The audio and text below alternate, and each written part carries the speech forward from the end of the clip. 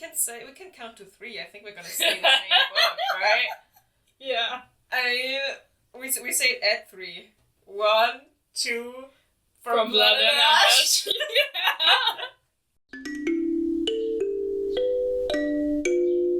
Quack. It's the Little Duck Book Club with duck number 1. Ren and duck number 2. Anna! We made it! A year! We made it! It is once again, a year has passed, which means it's time to look back at what's happened this year, in regards to books, at least. I don't know what else you do, but we're here to talk. We're here to yeah. You can look back on other stuff too, but we're just here for the books. Alright, I mean, we have some categories we prepared for ourselves. So let's start with the good stuff. Let's start with the good things. So, we said favorite books. I wrote down 4 books because I couldn't decide on 3. Yeah. I don't know. I also wrote down more than 4. Oh my god! Alright, you start with your first book. First book, I think my favorite book, it's a little hard to tell because once I read at the very beginning of the year, that's so long ago. Yeah. So the difference is but first one on this list is A Deadly Education by Naomi Novik, which I read just this week. I read it super recently, but I'd heard middling things about it, but I have loved everything else I've read by Naomi Novik, and this book again, I was like, oh, this is written for me. I read it and I was like, oh, this is what it feels like to not only read a book that's well written, but also which hits my personal taste really well. What's the short synopsis? Basically it is magical school. However, the magical school, you are there because if you're not in the school, magical manifestations will try to kill you. But also, since all the young people are in the school, it's also infested with evil magical beasts, and the students have to figure out how to survive, and you have a main character who is kind of a loner and an outcast because you have magical affinities, so different people are better at different stuff, and hers is mass murder and destruction, and she's not happy about it. And so she's trying to, figure herself out and try to find a safe place for the future. So it's really fun. I love Naomi Novik's writing, so I'm not surprised that this is on this list. So yeah, that's my number 1. My number 1, I read it when did you visit me? Around May, right? In May, yeah. Yeah, that's when I read This Is How You Lose the Time War. It's so good. It was... I'm so glad I made you read it. I was like, you have to read it, you have to read it. Yeah, it was one of those books I wanted to hunt, then I found it, I started reading it, it's so beautiful, by Wotar and Gladstone. Yeah, the writing's so good. It's, if you're a hopeless romantic, read the book. I feel like there's a lot of romanticism in it, and the writing is beautiful. The notion is very romantic to, two highly effective operatives meet on different sides of the war and fall in love while trying to work against each other, and it is super romantic. They write love letters to each other inside of trees. And a sea lion at one point. Sure. But yeah, it's it is sci-fi, but it's very soft sci-fi. It's obviously there are no clear explanations because they're not relevant, right? Especially in the time travel aspect is a fun speculative element, but nobody's sitting down to explain how it works. Yeah. If you're somebody who wants to get down to the details, then this is not the book for you. No, this is a love story with the gimmick of it's sci-fi. It really is about the character relationship and the characters themselves, which are also really fun. It's just lovely. Yeah. My number 1 this year. Yeah, I mean, I'm glad it got number... It was definitely my number 1 last year as well when I read it. I was like, this might be one of my favorite books of all time, which it still is. I need to reread it again. It's so good. But yeah, my second book is The Untold Story by Genevieve Cogman. It's the last book in the Invisible Library series, which is, I have talked about this before, basically one of my favorite like fantasy series. Yeah. It's so fun. It is a very satisfying conclusion, I feel like. And like, I don't like it as much as other books in the series, because like often the finale just doesn't hit as much as when you have more episodic parts that just are more personally up your alley, because like they're so busy wrapping up all the threads and stuff that the plot is not as engaging, or like it's not as fun as some of the others because there's no time basically. but it's still really good. And I think like the more I read, the more I respect when somebody can wrap up a story in a satisfying manner, because like endings are hard, and this was so well done and satisfying for me. And obviously, since it's one of my favorite series, I'm not surprised that this is on this list. I really like it. I love the characters. I love the world building. It's just fun. And also I felt super vindicated, because like obviously a lot of like twists and stuff is foreshadowed, where you're like, oh, if you put together the information, you can guess at it. But it feels so satisfying to be like, I knew this. I was so sure this was going to be true, and I was correct. So I feel super vindicated. My second place is also from last week. No, from 2 weeks ago. Was my birthday. I got some books, and one of them was All Systems Red by Martha Wells. And that little murder bot, I love it so fucking much. It's truly, I definitely need to get the rest of the novellas.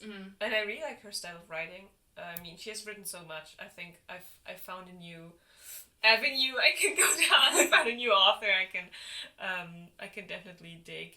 But yeah, All Systems Red, if you like the sort of conflict between machine and AI and what happens if you mix the two of them, that's really good. I just relate so much to that robot that doesn't want other people to see his face, because he's like, oh, I can't control, I don't like it, and like all he wants to do is watch Netflix. So cute. It's relatable. My favorite.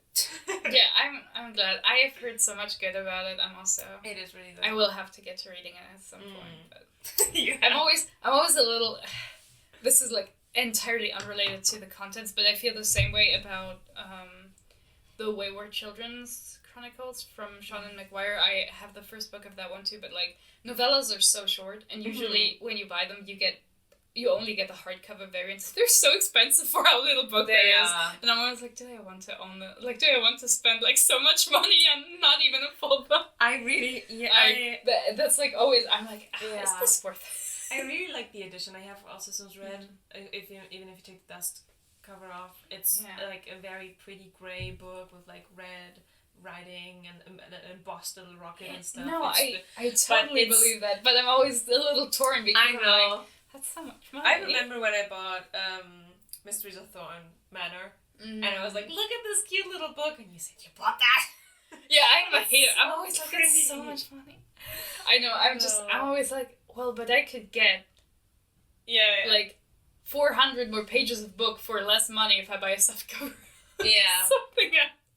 So, but like, yeah, they're really nice. I mean, I bought the first like Wayward Children's book from Sean McGuire. What is it called? Every Heart's a Doorway, I think. And it's really good. I really like it. I liked it so much, I bought another one and gifted it to somebody. Yeah. Because I just really liked it.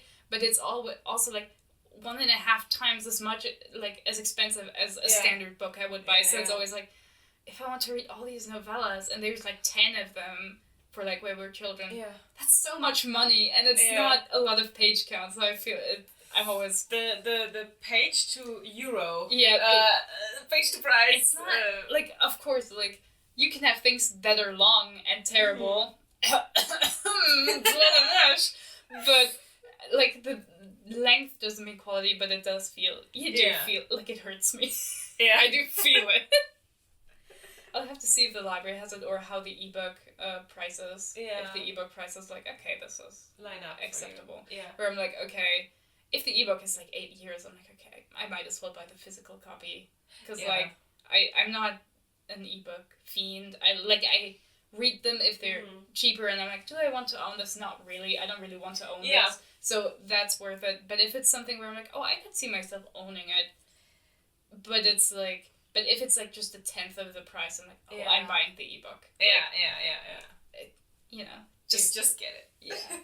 But if it's like just like also like 10 euros or something, like Light Lyric was like 12 euros for it. Light Lyric was expensive. Yeah, for a the fucking ebook. That was crazy. I was like, expensive. That hurt me.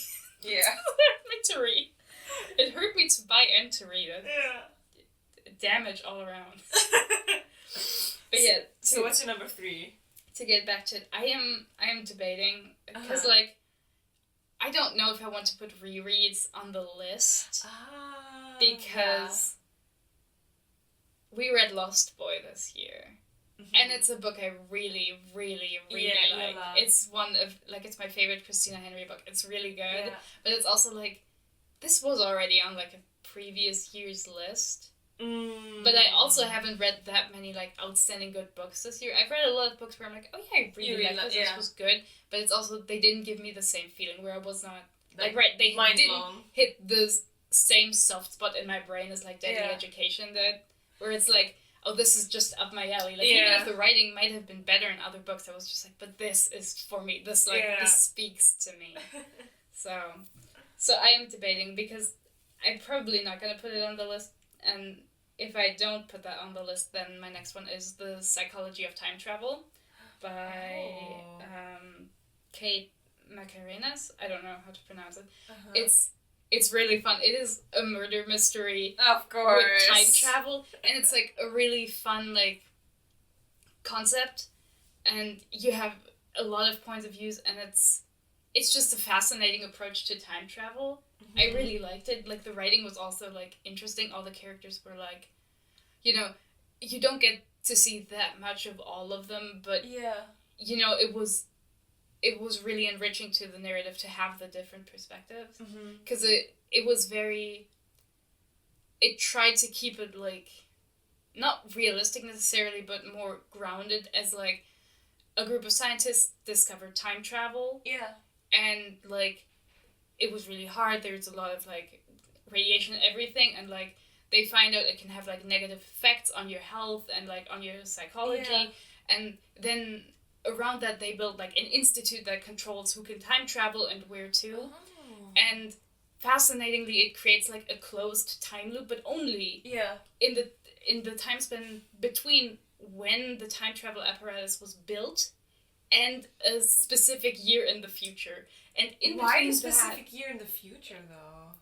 At the end of the book, you kind of get a feel for what probably happens there, but like during the book, they're also like we don't quite know, and you also can't travel further back than when it was invented, and it's fascinating because everyone is like so used to time travel existing, and they're like used to the determinism of the idea that like time travel is real, and since it's a closed loop, everything that we've heard of in the future must have happened in the past. There was like a really fun thing where one of the time travelers has like a painting in a gallery where they painted it backwards. They only ever added stuff, like they started at the end where it was almost finished and added the finishing touches. Yeah. And then traveled back further in time and added the previous step and the previous step, so they went backwards.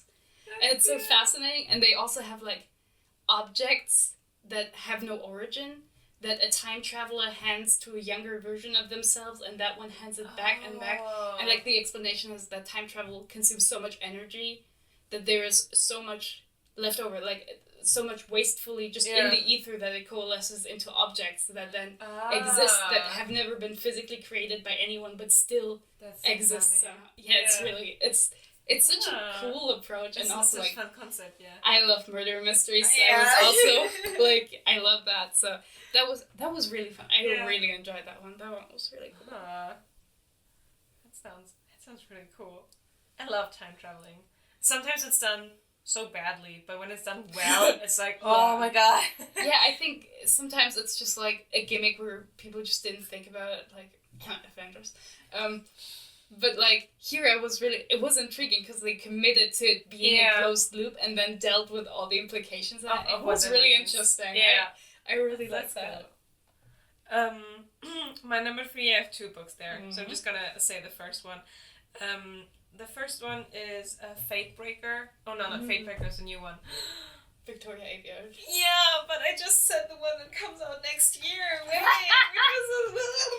I have to check. You got bamboozled by your nose. Blade Breaker. So the first one is it's almost the same. Sword Breaker, then Blade Breaker, and then Fate Breaker. Fate Breaker. I liked Blade Breaker as a second book. I mean I liked the first one. The second one, it just worked so well as a middle book. I'm so excited what happens in the finale.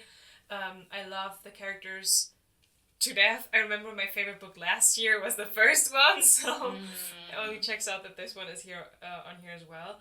I don't know. I just dig the slow burn fantasy with the fun characters, and if you are into fantasy that does not have the spice, then this series is definitely for you.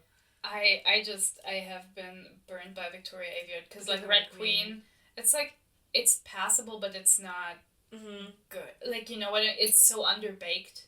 It's like, oh yeah, the skeleton of a good story is here, but nothing is explored enough to be satisfying. So I'm like, I don't know if I'm gonna read anything by Victoria.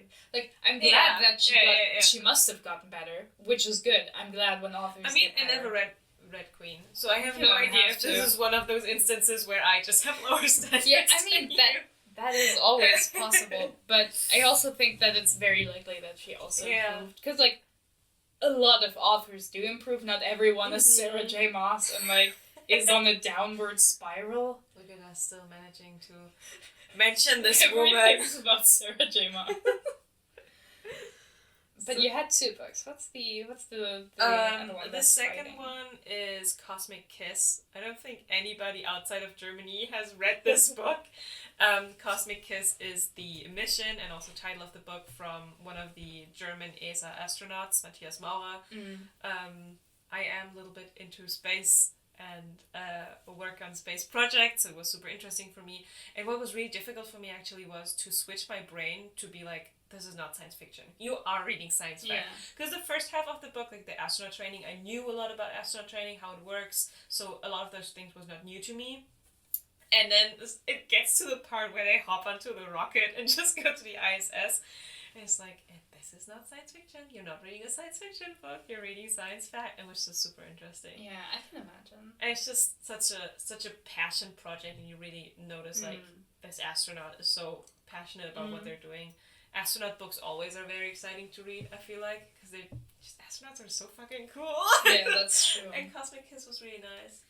Because some projects I'm actually working on were mentioned in the books. It was like, yeah, it's like, that's me! That's me! It's like the Leonardo DiCaprio memes, like, huh? Yeah.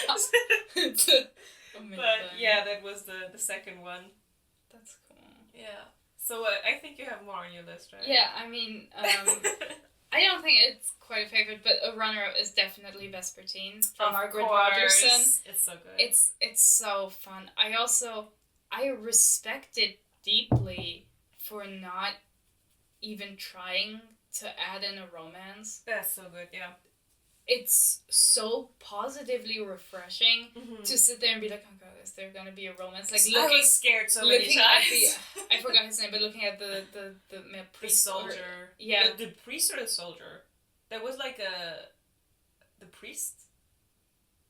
Yeah, I think. Nathaniel? No. Yeah, where at the end where it like implies that they might later build a proper relationship in whatever way that was like I was like, is he gonna be set up as like the enemies to lovers here? Yeah. And I was like, I don't think we need that here, and we didn't get it, which I was so positively surprised. And also like another soft spot in my brain is I love ghosts. I love stories with ghosts.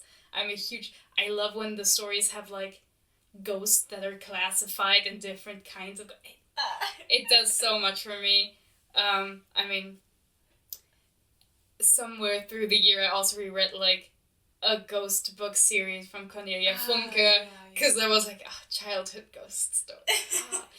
And like, of course, like they're really like hits for me. I'm like, that's one of the things where I'm like, I love this. I love when there's ghosts. I love the tormented people or tormented souls forming positive relationships trope. Yeah, and you have that in there as well. I mean, that's the main thing that happens in the book.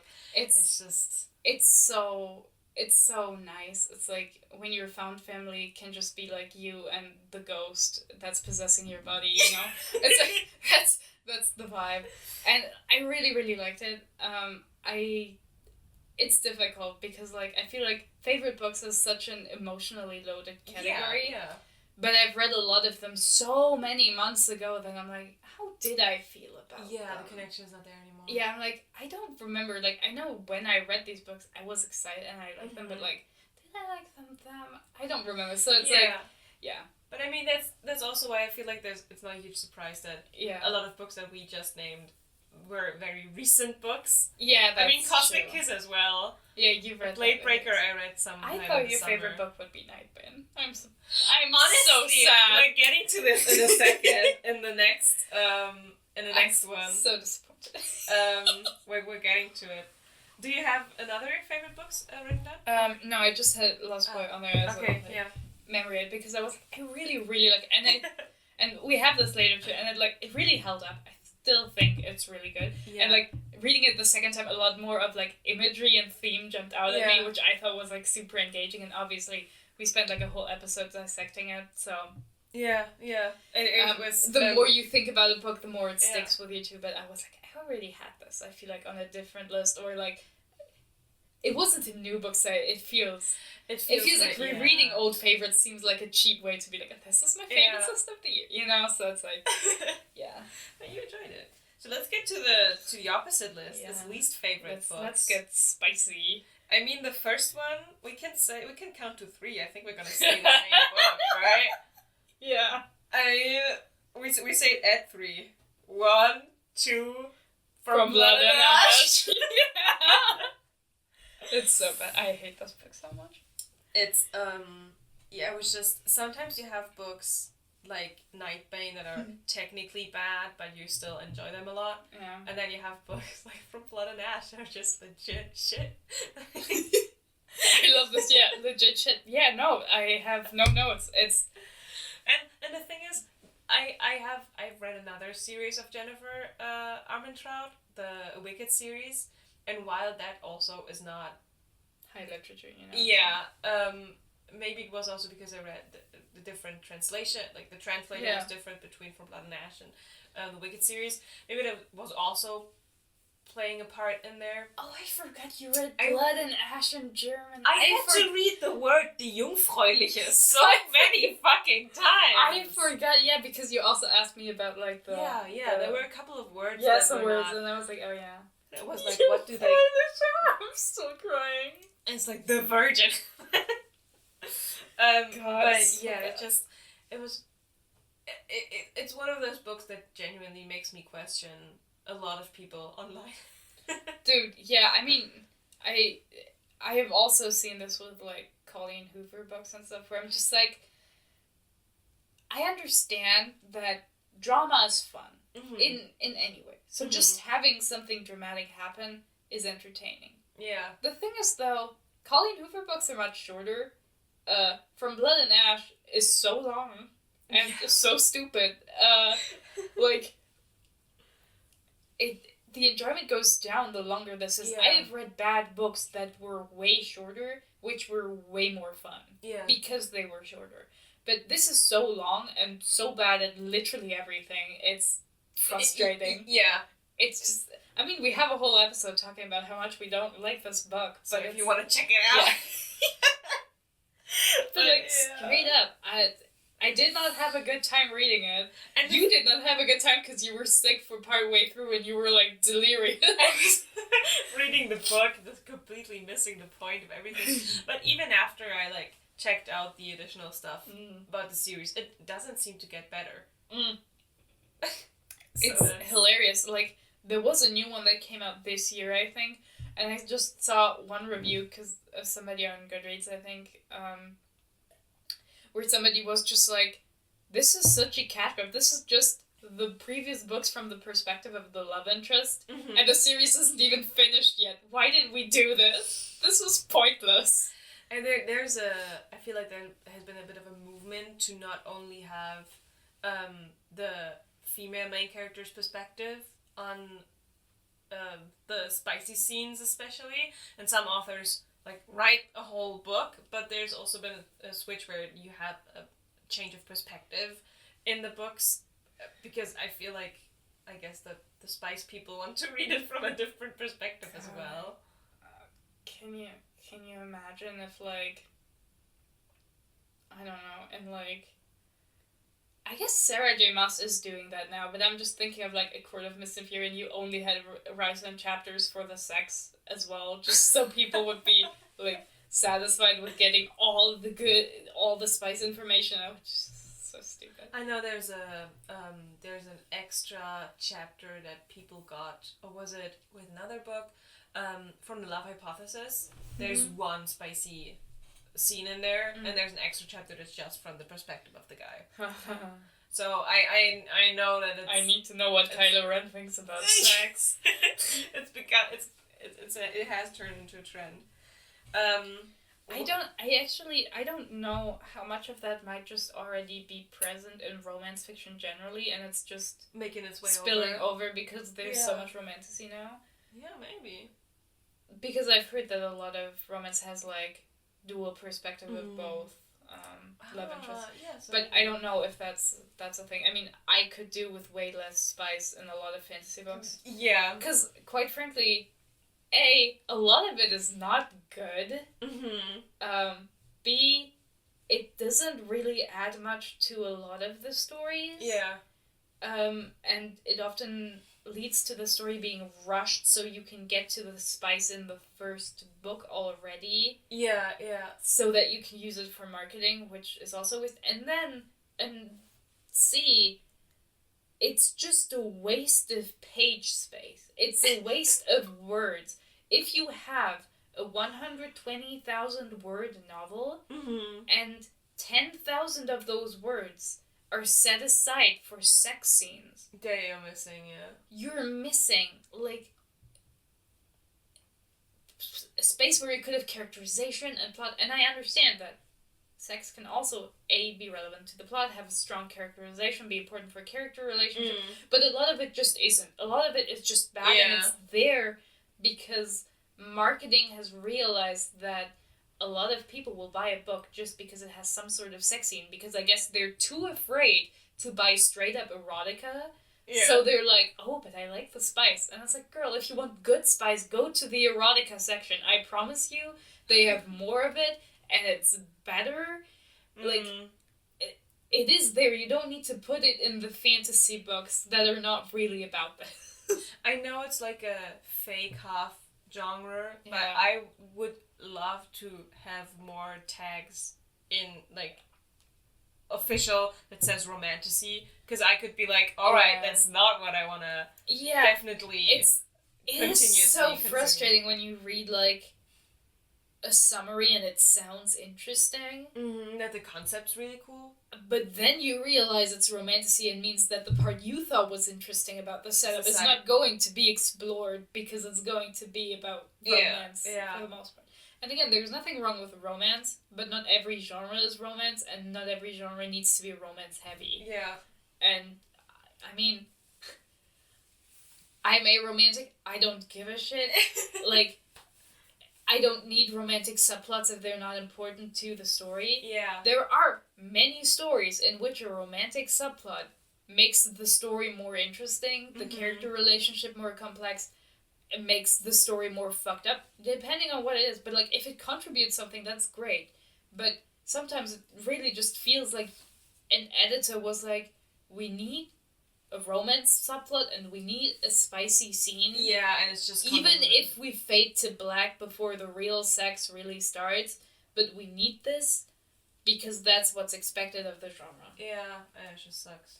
And it's not good. And I guess I don't understand these people who are so hell-bent on reading spicy scenes that they are willing to read shit spice just for some of it. Just for some, right? Like cheap drugs. Yeah, I'm like, girl, you can read, well, unpolished, let's call it, spice for free on Wattpad. You don't need to buy a physical book for this if you're so desperate. AO3 also exists, but there's a lot more gay spice, so if you prefer the head spice, then it's harder, but it's also there. There's so many spices. You can get your spice. You can get good spice in the erotica section, which is specifically for this. Please stop putting this into books that are not about it. Yeah. And again, there's nothing wrong with liking it, but it's just...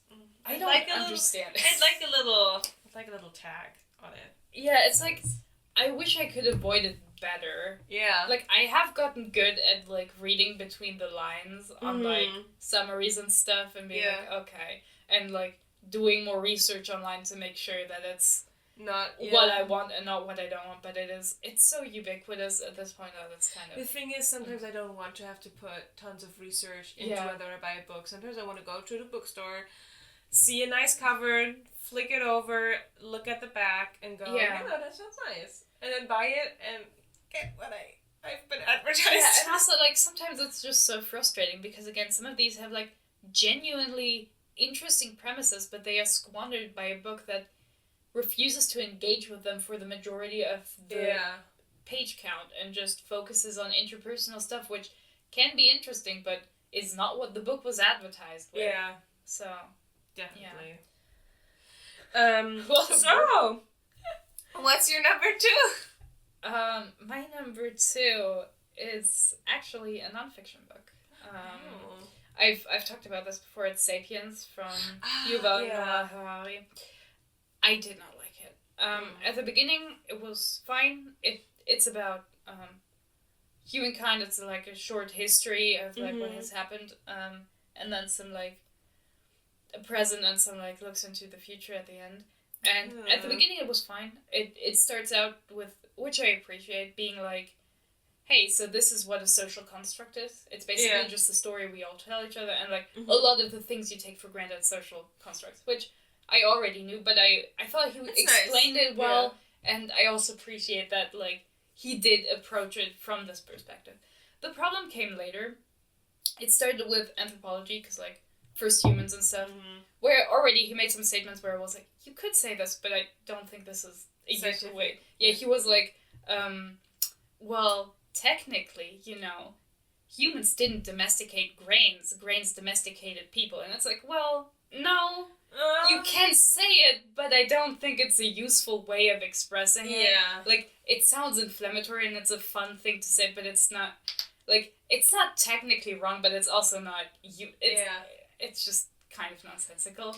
But then later on, the more we got into, like, history and stuff, I was put off because there were parts where, again, it was not factually incorrect, but the framing was deeply off-putting and deeply misleading in some cases. And then we got to some parts where I was at first like, oh, there's no way this man's not British. Because it was, the defense of British imperialism was insane. Oh. It was not a straight-up defense, but it was like, hey, let's look at, look at all the good things they did. Look at these beautiful buildings. Yeah. And then a long list of, oh, these are good things, this and this and this. And then a short paragraph of, like, of course there were bad things done as well, but it's not that big a deal, where it's like, no, you should also explain those. But the worst thing was when he, like, literally just strawmanned anti-imperialism as people who were like, oh no, we need to destroy everything imperial powers have built in, like, imperialized nations. Like, oh, look at these anti-imperialists who would want to tear down this beautiful train station in Mumbai or whatever. And I was like, nobody's saying, like, that's not what it's about. 5 guys are saying this and no one is taking them seriously. Oh my god. And there was also just a very frustrating part where the framing was so obviously pro-British, where it was also like, he went on a chapter and, like, explained in detail how the East India Trading Company practically owned all of India, like, how much they owned it, and then pretended in the next chapter that, look how few soldiers the British Empire needed to keep India under its heel. And it's like, yeah, because in the previous chapter you've explained how how private soldiers, militias from, like, the East India Trading Company were also there. And then, at the end, it turned out he was, at least, well, I don't know about now, but when he wrote the book, he was a professor at an Israeli university. And I was like, oh, wow, no wonder you have interesting ideas about British imperialism and imperialism generally. Like, he studied in Oxford, and I was like, oh, this explains everything. Yeah, exactly. He's from Israel. Yeah, and I was like... did PhD in Oxford. No wonder you have interesting ideas about imperialism and how good or bad it is. And, like, at the very end, he also had some, like... It was a chapter about psychology, which really put me off the most, almost, because it's the topic I knew the most about. I was like, you are not saying untrue things, but again, the framing, the way it's done, the way it's done is so misleading, and I think, quite frankly, inaccurate to what the science actually says at this point. Like, you cannot speak of personality tests or IQ tests like this, because everyone in research knows they are unreliable, and they, like, you cannot bring these things up as a matter of categorization that works when everyone in research has, like, pages of critique for them. Yeah. Like, you can't... You can... And, like, after that, I was like, well, now I don't even know about the anthropology section, because, like, in every section I knew anything about, I already found things where I was like, I don't think that's correct, or that's the correct way to put it. So I can't believe any of it. And the writing is a crap. It was well written. It was pleasant to read. I was just so mad at the end. I was furious. I hate this book so much. I cannot explain how much I hate this fucking book.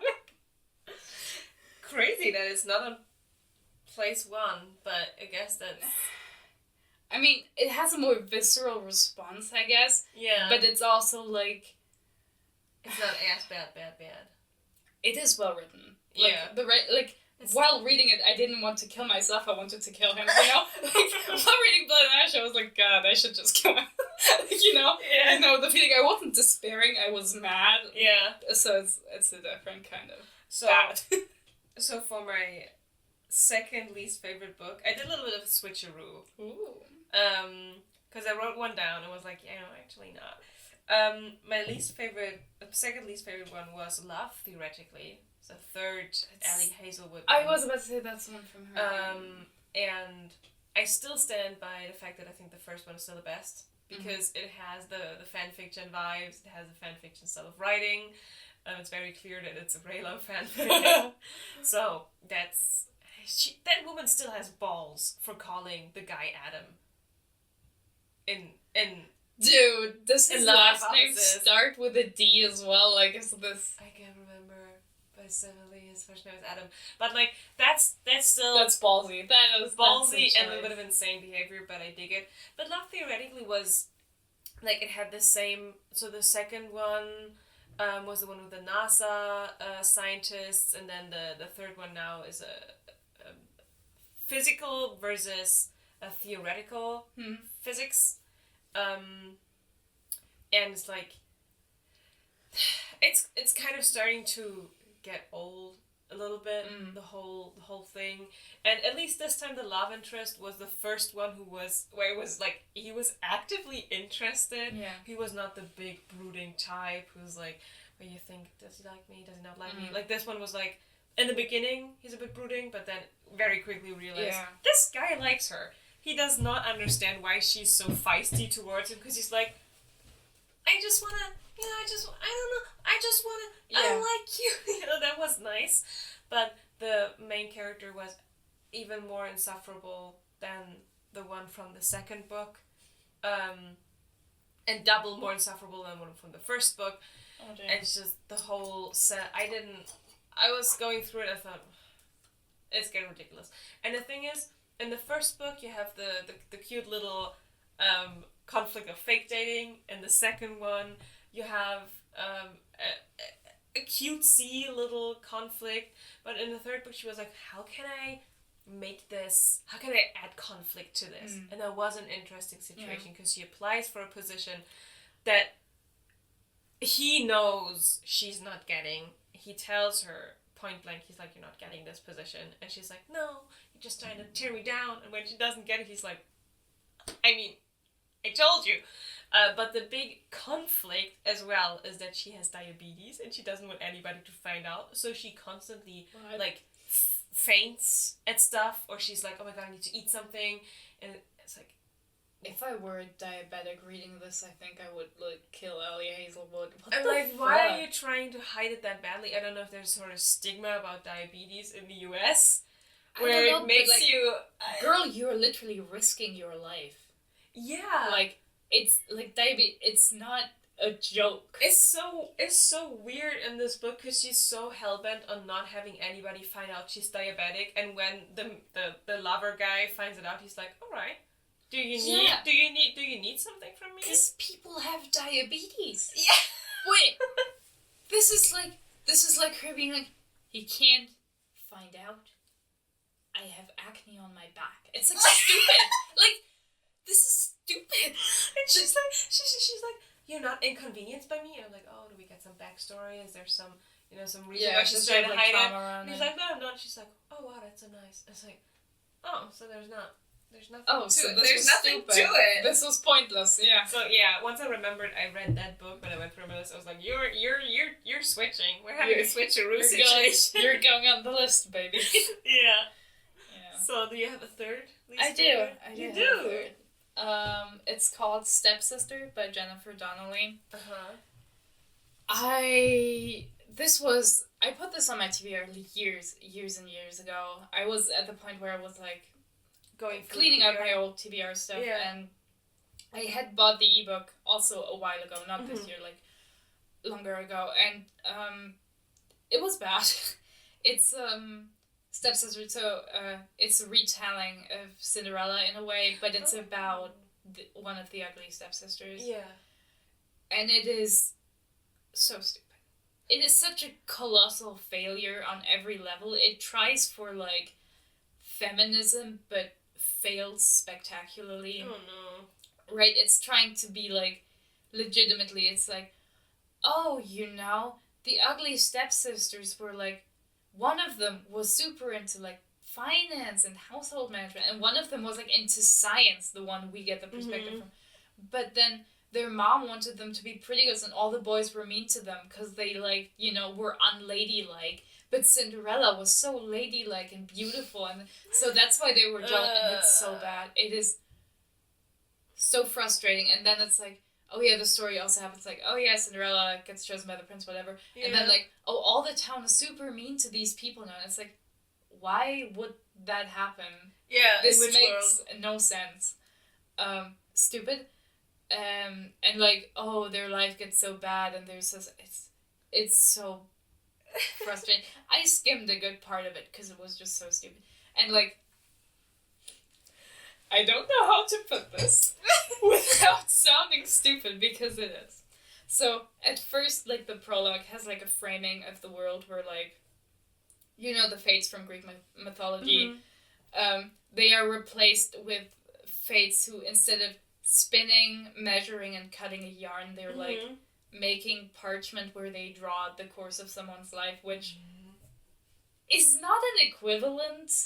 It's weird, yeah. It doesn't map on in the same way. It's like, this is not the same, but, like, okay, and we have somebody who, and, like, the fate measured out for, like, our protagonist, one of the ugly stepsisters, is to die horribly, or whatever, because she's the bad guy in a fairy tale, you know? And then we have a character who comes in who is basically the personification of chance, and he steals her life map and tries to help her chart her own course.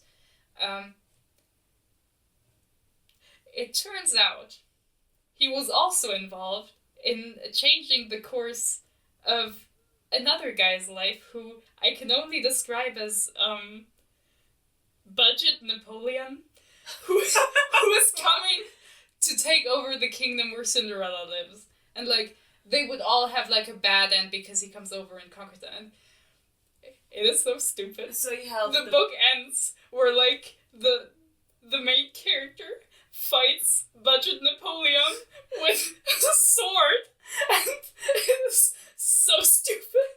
It is fundamentally dumb. I can't put this any other way.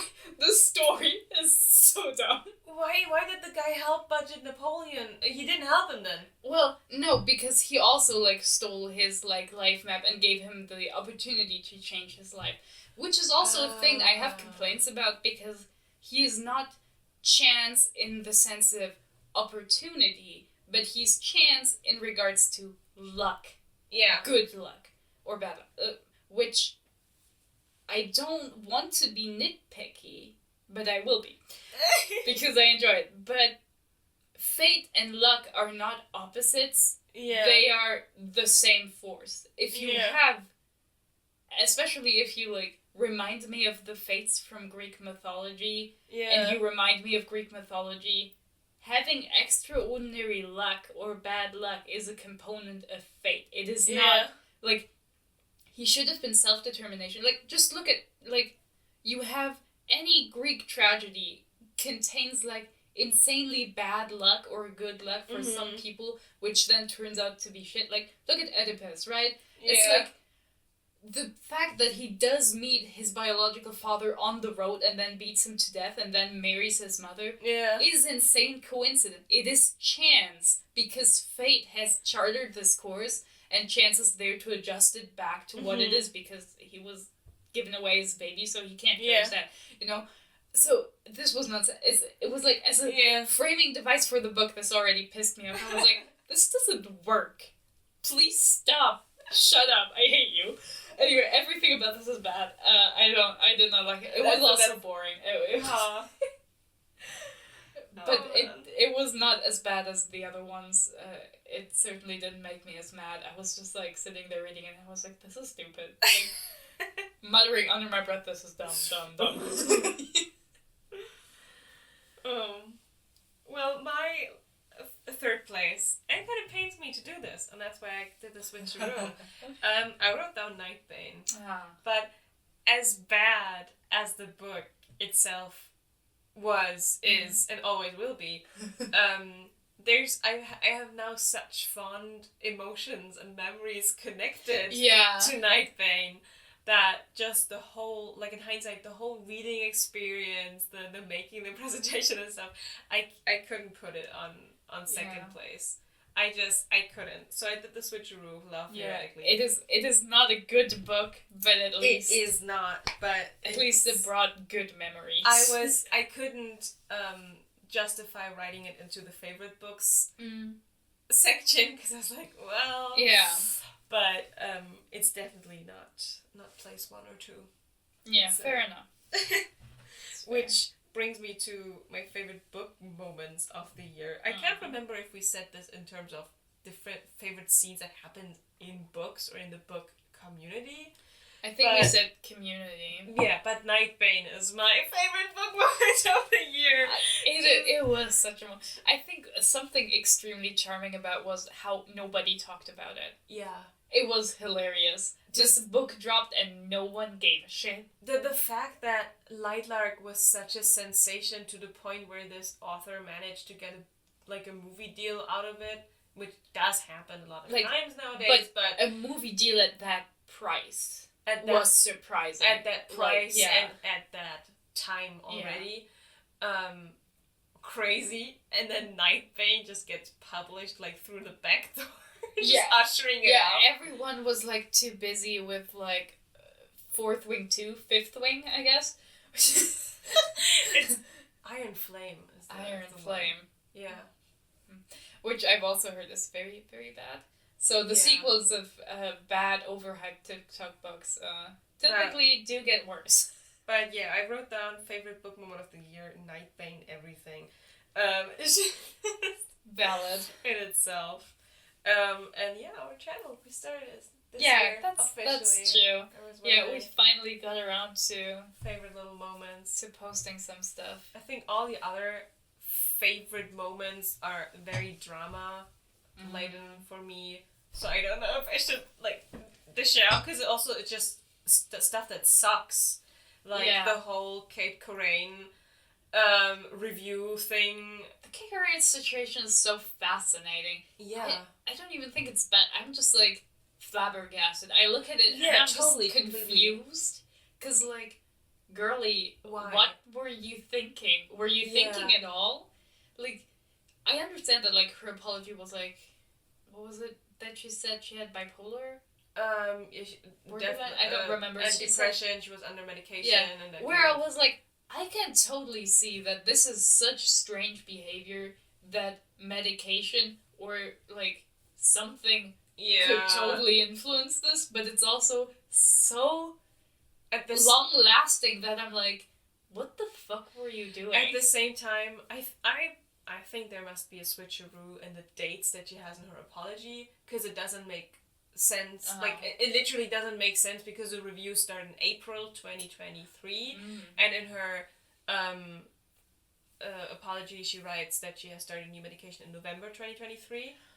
And I think maybe she started in November 2022, then she started to create those accounts. Because otherwise, even that apology is not factually correct. I mean, honestly, the whole thing is just like, listen, I totally believe that she has some sort of mental illness, because this is genuinely not normal behavior. Yeah, it's not. Like, mentally healthy people do not do this. And I don't mean this in a derogatory manner, it's just such a strange thing to do in such a strange way. I think somebody who had been more mentally well would have planned it better and executed it better if you're putting this much effort in. But the way it was done was so sloppy and strange that I find it difficult to believe somebody who was really thinking this through properly would do that. So I totally believe that there's something going on, but also, like, obviously, it's not an excuse, and obviously, her book has been cancelled. Like, she's already, like, she has faced consequences, so I'm not, I don't get any joy of making fun of her. Like, she's gotten exactly what she deserved for it, and that's really all, like, I personally need out of this. It's like, if it isn't the consequences of my own actions. But that's why, looking back at all the other stuff that I still have in my brain of what happened in this year, it's not a favorite moments in a sense like that. So I don't know if you have anything else. It's not a fun moment. Written down for your... Yeah, no, I don't really. I mean, I really don't keep up with it. I know a lot of, like, book drama is now, like, it's either on Twitter, which I don't have, because I don't enjoy it, or TikTok, which I also don't use, because I don't enjoy it. So, I am in the dark. My favorite book moments were whenever you sent me one of those insanely unhinged Sarah J. Maas conspiracy theories for the book verse. Like, I was like, wow, the Maasy verse is off the charts. Just to say this, we want to make a video on this, and I'm prefacing this with that I found the channel of my dreams, and I do not want you to make fun of that person, because that person, I want to look into their mind. It's fucking crazy. Her name is Emily. Her account, we're gonna put it down there when we make the video, everything. Emily has all the books down, all the mythology behind the books, and her whole channel is just Emily's theories, and she has, like, video upon video of unhinged, but also, like, you start watching it and you're like, maybe. Like, I mean, honestly, this is Sarah J. Maas, anything could happen. It's also factual. You're like, yeah, that kind of makes sense, you know? So... Yeah, like, honestly, if it works, it works. I am not a hater. I'm like, dude, I love when people come up with... When I went through her channel, I was like, oh my god, I sent this video to Red, actually. Like, a lot of them I really recognize. The thing really is that, like, I do respect it. Mm-hmm. Like, there are different levels of it. I think anybody who's invested enough in something to come up with theories, I respect that. Because I don't care enough about most books I read to bother with them. I just take them at face value, I read them, I do some analysis while reading just automatically, because, like, you're like, how do things connect? But I would not do this. So I respect the dedication, and I also feel like, especially with something as inconsistent as the lore of the Maasy verse, having an unhinged theory is necessary. Like, you cannot so make much fun. you cannot make things make sense in universe unless, like, if you're trying to be like, no, it's all planned. If you try to build a consistent universe, you need some cracky theories. And I respect it, because, like, the real life explanation is that Sarah doesn't do research and forgets things and changes things. That's the real life explanation. It's not deeper than that. But if you just look at it from the Watsonian perspective, I think that's charming. I think, honestly, I respect it. I'm so excited to so much all respect of for the troops in the trenches of whatever's going on there.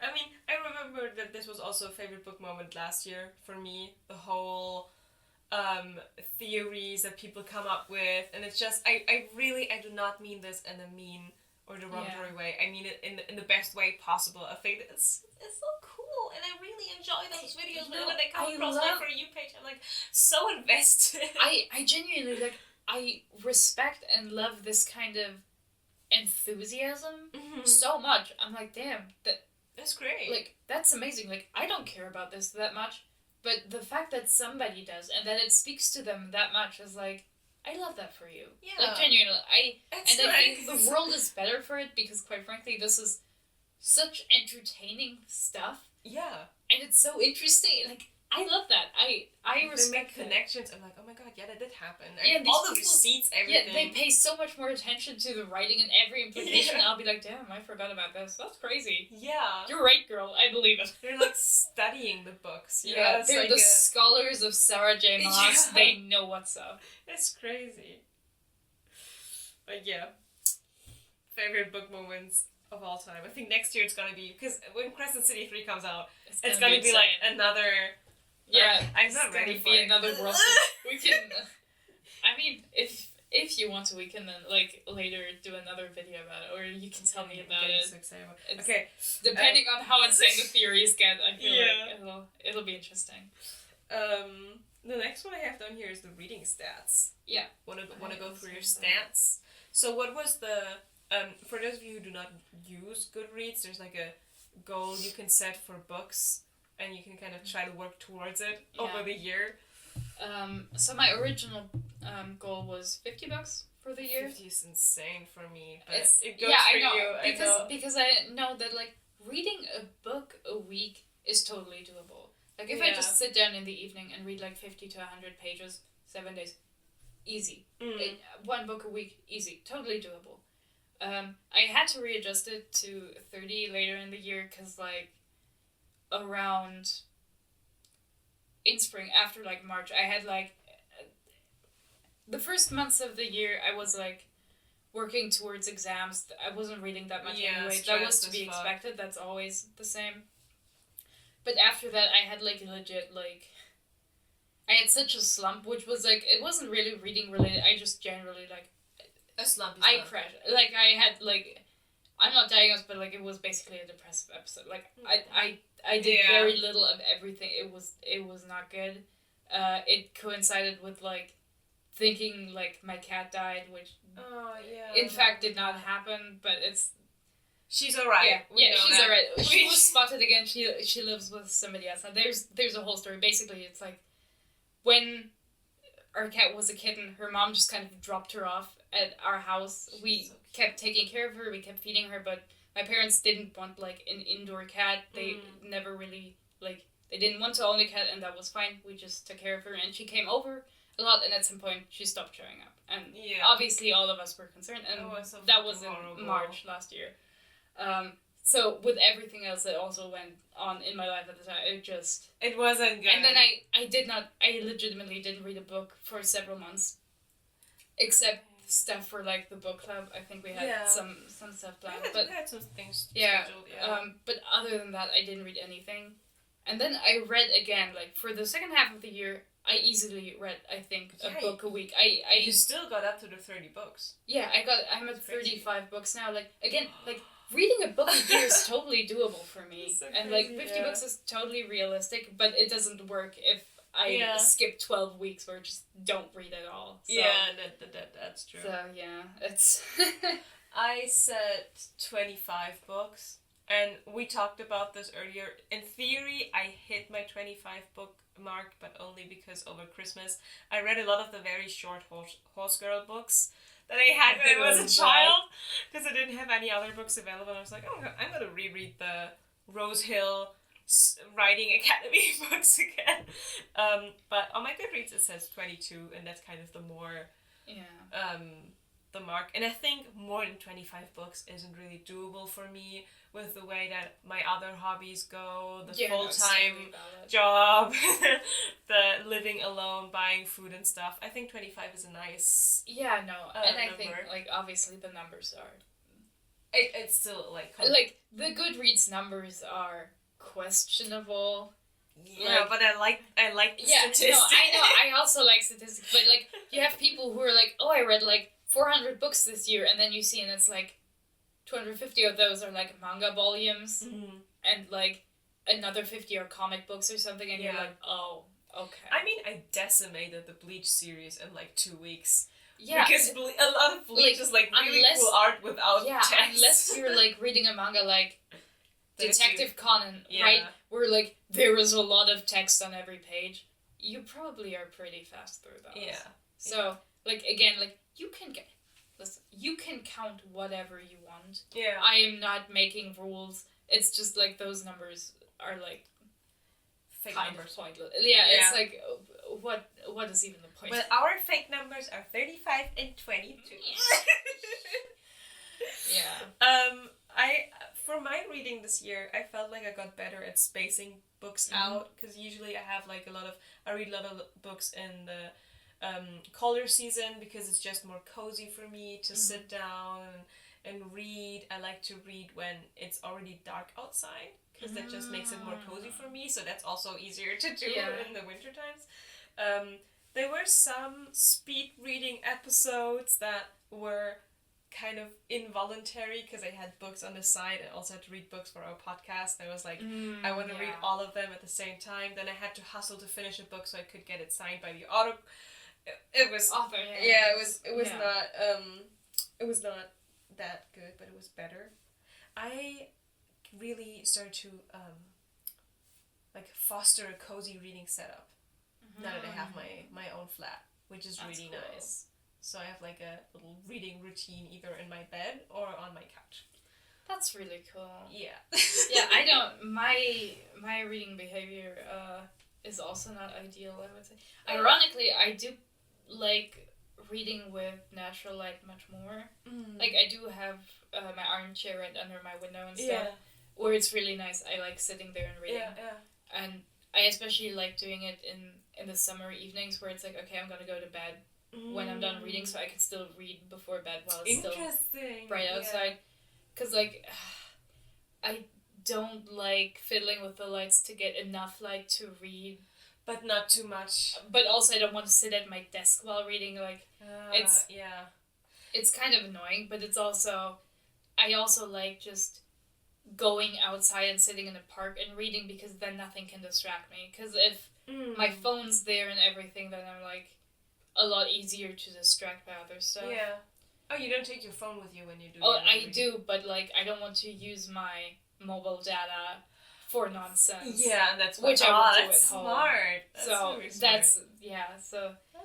And also, like, I probably have, with as much time as I spend reading, have the time to read like 100+ books a year. Yeah. But I read so much fanfic, like millions upon millions of words, that it's like, okay, if I could channel this into reading more original fiction books, then, like, I could read so much more. But it's also a different vibe, because I spend a lot of time rereading things that really speak to me. Yeah. And it's, like, a different vibe than reading completely new books. Yeah, that's true. But, I mean, I already, like, have planned for next year to revisit a lot of books I've already liked before. Yeah. Not just because I don't want to spend money on new books. That's just a perk. But it's also, like, now that I'm getting more into actually writing myself, I do want to pay more attention to how these were written and whether I still like them now that I'm older and have read more. And, that's super cool. Yeah. One thing I want to start, or changing next year is something that I always was like, oh, that's such a funky little thing I do, but it's starting to get annoying to a point. Because when I went over favorite books and stuff like this, I was like, there's so many missing. And the reason for that is that I continuously start books, and then I start a new book, and I start a new book, and I've written down a list of books I'm currently reading. 1, 2, 3, 4, 5, 6, 7. I'm currently reading 7 books. Girly, no! And I'm reading Starsight, Red, White, and Royal Blue. Near the Bone, I started yesterday. Leave the World Behind, To Sleep in a Sea of Stars, Night Circus, Catching Fire. And that's not even all of them. I think I forgot to... Because I'm always somebody who likes to have different vibes of books available. So that when I'm not feeling like reading one certain vibe, I still have the possibility to read. But it has escalated. I have too many vibes of books right now, and I just need to... That's a lot. I also started Fourth Wing because I was interested in the book itself. So it's... there's so many things, you know? I'm so fascinated because, like, I don't really read stuff in parallel a lot. Like... Especially fiction, I usually read like one at a time. Yeah. If I just read one at a time, like I'm done quickly enough that I can get to the other thing I also want to read soon enough. Yeah. The only thing I usually read in parallel is when I have nonfiction and fiction. Yeah, and fiction. And I also, a while ago, and I haven't touched it since, but I bought like this beautiful leather bound with like sprayed gold edges collection of Irish fairy tales that I really want to read. Because I also really like authentic fairy tales, like actual real fairy tales. And like I would also want to read that, but I don't need to read that like at one time because it has like 600, 700 pages. It's really and that I would also read in parallel with like other fiction I read at the time. But fiction usually it's like maybe 2 tops, if at all. Because like if I'm invested in a book, I'll just finish that one. Want to know what my little Irish fantasy tale collection is that I sometimes get out? It's my behemoth of Lovecraft stories books that I have. Like, I'm in the mood for another Lovecraft story. I get out this giant book, read like 2 pages because that's how long the stories are. Because the script is so big. But yeah, I don't know. I usually like to have a high fantasy and a sci-fi book at the same time, so I can decide between the two. And I kind of spiraled because I'm like, I'm also interested in this, and I want to have a little contemporary romance that I can read at the same time. And I really want to... It's like shiny new thing syndrome with books that I started. And I feel like if I would just push through reading the books I already started instead of browsing on TikTok or instead of, sitting somewhere and just staring at a wall, which I also sometimes do because I enjoy not doing something, maybe I would have read a couple more books.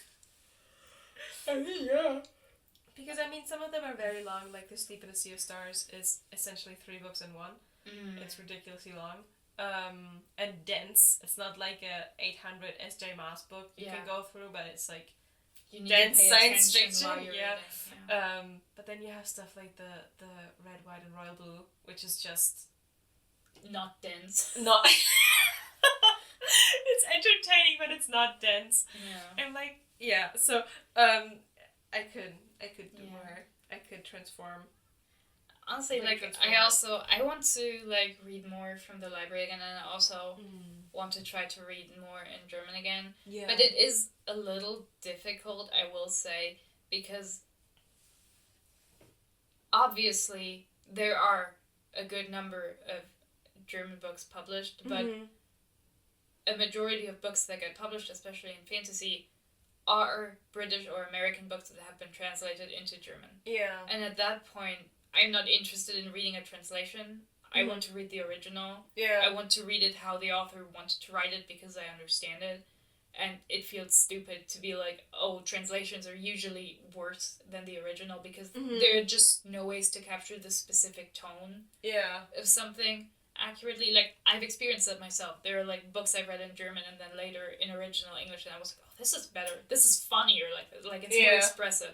So in that sense, like, I want to read these books, but there's no point in reading them in German. So I need to find like written from German authors in German for it to be worth it. Yeah, for it to be fun. I try. You could always read Sebastian Fitzek. I tried to reading. I think that one wasn't a German author. That was like I think it was perhaps a Swedish thriller author, something like that. Swedish, Finnish, something up Norwegian, something up there. Somewhere up there, yeah. Those people love thrillers, whatever. And but I couldn't get through it because of some of the dialogue. It killed me. I could not read it. It was just so like bad. The Killer. No, it was like, what was it like? Ich mag böse Buben. I could not, like, in English it would be like, yeah, I like bad boys. But the German translation has a vibe to it that is not, you can't say that. I like myself them vicious rascals. You can't say that, you can't make your 20-something-year-old German girl protagonist say this without me cringing to hell and putting the book down forever. Or without her saying it as like a sort of It was joke. not a joke. Yeah, it was played straight internal dialogue, and I was just like, I cannot do it. It doesn't matter if it's good, I cannot do it. But honestly, that's the kind of dialogue that is in the cringy. There's one. I was interested because I like the premise called Icebreaker. Mm-hmm. I don't know if you might have definitely seen it in stores. And the premise is the university sport teams. The girl is an ice skating, guy is in hockey.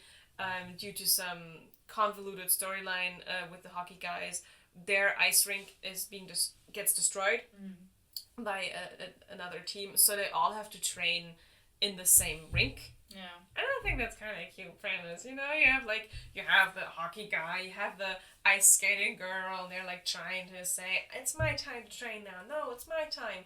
But that book is one of the filthiest, spiciest books that I have come across recently. Like, I picked it up and I was like, it sounds kind of, like, it sounds could be cute. Yeah. It's just, I opened one random page, and it was just them going at it. Like, in the store, I was like, oh my god, close the book again. And that dialogue was the equivalent of what you just said in English. In terms of, yeah. But, yeah, no, it's... So there's English books that have enough people who read them. They have the same cringy dialogue, like the German honestly, like, again, I think, like, different people just want different things. I'm going to try... I'm going to go to the library, go to the German section. You know. Say it like you're suffering. It's like, ah. It is kind of hard because if you've read in, like... Yeah. It is... I don't know how to explain this if you aren't multilingual, but reading in a language that's not your native language is very different.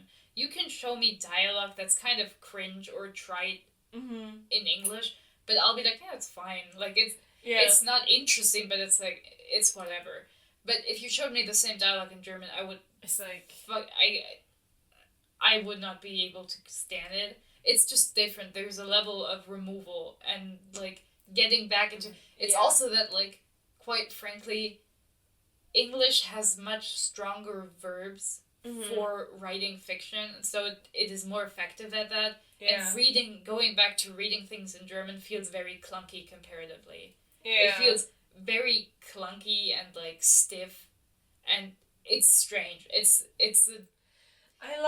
takes an effort to get back into it, and I just haven't done it yet. I like German for the children's books, or Dude, like I love I need to read middle grade stuff. Like for Percy Jackson or Warrior Cats, the German books are completely fine, and I like the German one for Warrior Cats even more because it's so much more. Feels like when we were children at elementary school and playing in the dirt pretending to be Pokemon, you know? Yeah, you know. It takes me back to that. But I do agree that there's a certain, I don't know, I'm not a high standards reader. Yeah. But in German, I turn to fucking Goethe. Like, I'm like, same. My standards are much higher. It's the same with, like, song lyrics. It's way more obvious there. Yeah. You hear the cringiest, dumbest shit in German, and then you hear an English equivalent, and you're like, well, it's not that bad. You know, it's like... Sometimes I wonder how do the English native speakers feel when they hear, like, a stupid German English song. Yeah, watching like, videos of people talking about, like, oh, this is such dumb lyrics, and I'll be just like, well, it's not great, but it's not that bad. And then I'm like, wait, if I heard this in German, I would also think this is the dumbest shit I've ever encountered, right? So yeah, there is a big difference. And I also, I'm hoping. I am hopeful that I might get around to getting some French middle grade books or something. Ooh, because like I was pretty good at French in school, but I haven't really touched it since, so I would like to get back to it. And obviously I would not want to start with reading adult fiction because words are hard in a third language. English is the second. Worse. Yeah, French is my third. So it's like I would like simpler words and easier plots because like I'm not here trying to read the French Game of Thrones, you know. I would understand nothing and I would be too frustrated. Yeah. But yeah, I would like that just because it's an easy way to practice. But I don't know if I'll get around to it. Imagine Warrior Cats in French. Meow. The next one that I have here, but I don't know if it's the next one in yours, is the true, positive, negative one. So there's sort of a thing where we wanted to see if books that we had good expectations for actually turn out well or not. Yeah. And if books we expected to be bad actually were as bad as we expected. So as a true positive, because I only heard positive things about it and I liked it, This Is How You Lose a Time War. I felt like that was a pretty low-hanging fruit. I worked hard on the propaganda for that one. I was like, but not even just from you, you know? It got from all different sides, so when I finally saw the book, I was like, you're coming home with me. So that's my true positive. Well, a true positive for me was Vespertine, because I have read other Margaret Rogerson books before, and I've liked them. I thought she had improved from Enchantment of Ravens to Sorcery of Thorns, so it was like she probably, and then you also had very positive things to say, so I was like, Vespertine's probably, even if not great, it's going to be good, and I'm going to enjoy it, so, and so that was one where I was like, this is going to be good, and it was, and I'm very happy about that one. My true negative was From Blood and Ash. Because I felt like I heard a lot of bad press about the book before we got into it. And it was... I also had that, but my note reads, I expected it to be bad, but it was somehow worse.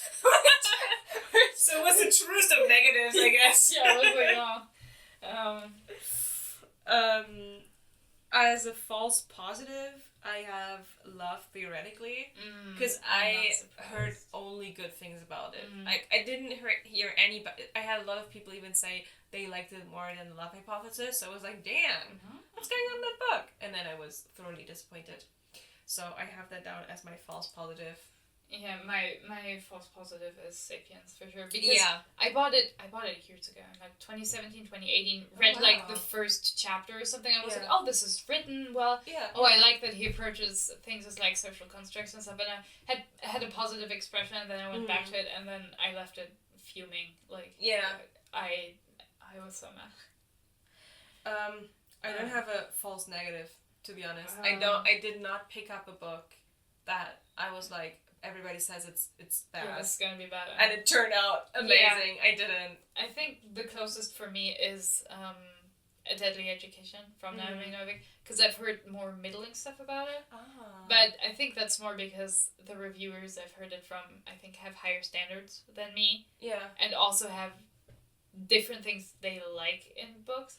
I've heard someone talk about it as like very having a lot of like exposition dumps.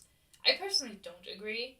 I thought that, like, there were a lot, like, of flashbacks and stuff like that explained a lot of things. But I thought they were all interesting. Because it gave you more ideas of how the world worked and everything. Like, I didn't mind that. For me, this was, like, a fluid reading experience. I was never like, oh, God, can we move on? I was like, no, this is interesting to me. So I was like, I expected it to be more mediocre, but I was extremely positively surprised. Again, because I think Naomi Novik has a similar taste in tropes and stuff to me. So I'm like, I love this. It's for me. It's my book, Yeah, which is why I didn't buy it when it came out, because I heard like some middling stuff about it, and even with authors I like, I'm kind of careful. Mm-hmm. Like, just because I like them doesn't mean I'd buy everything from them. And I was like, magic school, I don't know about that. Yeah. So I waited until I found it in the library at random recently, and now I read it, and now I'm like, I'm probably gonna buy the entire series. Because it's so obviously for me that I'm like, this is worth it. Yeah. Ah. So I'm happy about that one. Yeah, no, I didn't. You could maybe say that. No. Nightbane. But nobody said it was bad. Just everyone assumed it. Yeah, I mean. But yeah, I mean, it was still bad, but the experience wasn't bad. Yeah, exactly. I had a fun experience reading Nightbane, in hindsight. Yeah, that's a towards that. And then the next category, I don't know if this is the one I forgot. Which is yours that you have next? I have a book you would give the other one. Okay. Because you liked it so much. All Systems Red. I wanted to bring the book today, but I didn't find it at Tedia. I'm sorry. Shame. I went into the bookstore with I want to buy Bookshops and Bone Nest, and I want to buy All Systems Red, but I didn't have it in English. That's a shame. I couldn't bring it. But yeah, no, I do want to read that. The one I would give you is Mortal Engines. I think you would really enjoy it. I know. And also it has the Ian McKay cover, which I think you would also just enjoy by itself. But it has all the stuff that I think you'd enjoy. I mean, I also enjoyed it. It was different, but I think you'd like it more than me probably because you're also just like more into like the sci-fi bits of it. Like, I like them. I thought they were fun, but it doesn't, like, it's not the soft spot in my brain. Like, I like them enough, but it doesn't get me hyped, you know? It's gotta tickle me right. Yeah. So I've had this book series on my list for such a long time, and when you started reading it and you were freaking out, I was like, oh! You were like, it's like another thing! I want it! And it's not a short series, right? There's a couple of books. Well, the Mortal Engines is a quartet, so it's 4 books, but the first 3 are all, like, 300 pages. Like 350 pages. The last one is longer. Yeah. That's the final one. But they're all relatively. Yeah. Like, they're not super long. When the movie came out, I never watched the movie. But when the movie came out, and I just saw the visuals, I was like, damn, girl. I saw the ads for the movie inside the book, and I was just like, there's no way this is a good movie. Like, it wasn't received very well. So. The way everything is described to me, like, screams that you need to do this in animation. This would look sick as fuck. Like, giant moving cities that, roam over, like, a completely, like, almost unrecognizable Europe because, like, there's centuries of insane wars before have, like, disfigured it unrecognizable. Like, this sounds dope as shit, but it also sounds like something that would be way too expensive to make in live action to look good. Yeah. Like, no way this is good. I mean, it did look really cool. But I think the movie itself was just not. Like, the visuals, at least in the trailer, it looked really nice. But the trailer has all the good visuals. I mean, yeah, it was visually appealing. Yeah, but, like, a whole movie might not look as good. Might have, yeah. It's just... And you also have, like, a whole lot of, like, airships and stuff. There's so much stuff happening where it's like, this screams animation to me. This screams, this should be a 2D animated... Insane stuff. Really cool. This screams anime to me. Like, the vibes are there. This feels like something, like an anime studio would produce, and it would look sick as fuck. Or the studio did Arcane. Or, which I haven't watched yet, Blue Eye Samurai. I think Arcane might be a little too realistic in the textures and stuff. I think Mortal Engines would benefit. It's also because it is for a younger audience. It's like they are like young adult, but I would put them on the younger part of canon. Like, sure, fucked up stuff happens in them, but like the way it reads, like they read more like Percy Jackson than they read like what's older YA that you've also read. I don't know. I was about to say. Yeah, I guess, definitely, yeah. Shadow and Bone is also YA. Yeah, I guess, like, but just from the way, it feels like it was written for, like, 13, 14-year-old boys to think it's really cool. And I think, like, which makes it just cool, right for 26-year-old Anna to like it. I mean, you can like it even if it's not I know. For you, right? I mean, I love Pokemon, and that's for, like, 8-year-olds, so, you know. Pokemon is ageless. But yeah, no, I feel like it would really benefit from like really cool animation, and like I think Arcane, like the style is too expensive for like a movie like that. I feel like you could have it like a little bit more stylized. Like Arcane is still relatively grounded and realistic in like proportion and everything. I think if you went more stylized with it, or like gorilla style. Yeah, I think that could go really well. But yeah, it screams animation to me. So being like live action, there's no way this is good. But yeah, that series has manifested itself on my TBR, and I got so many books over the last couple of weeks, and I just yesterday I got 4 new books because it was 4 for 3. No, yeah, 4 for 3 at the store. Yeah. So I have no, I totally get it. I also still have like when I went to England last year in March, I bought 10 books. I've read 5 of them so far. Books, yeah. I mean, in between, like I've gone to the library and read a lot from the library again because like I love. It's so cool. It's like book shopping for free. Like I know. You get to read the books, but you don't have to pay anything. Here we have All Systems Red. Maybe you can read it there. Yeah, maybe it's probably like checked out a lot because it's like a very popular series and like So, but I can look. You can look. The next one is I think books you read again. Is that the right? I have books you're excited for that come out. Okay. Oh, I have 3. I've written down. Yeah, I don't really keep track at the moment, and as I said, I'm gonna go and reread a lot of stuff. Didn't you also want to read some older, like? Yeah, in terms of they are approved classics that work well. Not necessarily classics, but just like currently, I feel like especially fantasy and a lot of fantasy that's coming out is YA, just because YA is a bigger market because teenagers are like the prime marketing group because they have time and their parents have money. Yeah.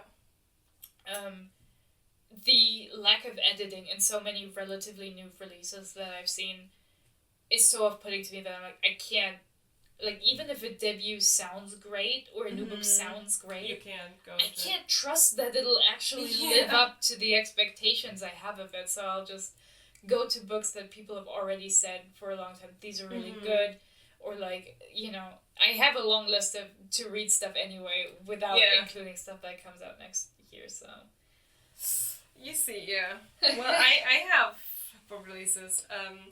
As I already said, Fatebreaker. I'm so fucking excited for this book. I was so close to booking a short trip to Edinburgh for a book tour that she's doing in the UK. When I found out I actually have a work event right in that week, and I literally cannot go to Edinburgh, but I was so close to doing that. Really excited for that. Crescent City 3. God, I also have this on my list because I'm excited to hear you talk to me about it, not because I want to read it, I just can't, I'm even more excited than when Crescent City 2, because Crescent City 2 was just like, let's see how it continues. And that was insane, Now with the ending of Crescent City 2, the implication, I just cannot wait. I'm brimming with excitement. I am so glad I escaped like the Sarah J. Maas black hole after ACOWAR, and I was like, you know what, I don't need to do this to myself anymore. I can just stop. And you were like, no, I want to know what keeps happening. I watched the Glee from the very first to the very last episode. Yeah, I know, you're committed. I did the same thing with Riverdale, though by the end I actually, I started watching Riverdale in earnest, then there was a time where I watched it as a joke, and then I watched it in earnest again, which might tell you something about the kind of media I consume, but I'm very excited at Crescent City 3. Yeah, I'm excited to get first-hand information about it from you. I'm like, I have a source on the inside. House of Flame and Shadow, let's go! Flame and Shadow, that's so stupid. And then I'm very excited, genuinely, for Heavenly Tyrant, which is finally coming out next year. It is finally coming out. Last year you were already like, I'm excited for Heavenly Tyrant to come out. And then it got postponed, but this year, they had to, push it back because some stupid publishing issues. But also, if it has more time, it can only get better. It can't get worse. I think it was basically it was done. It was more of the publishing, paying the author kind of issue.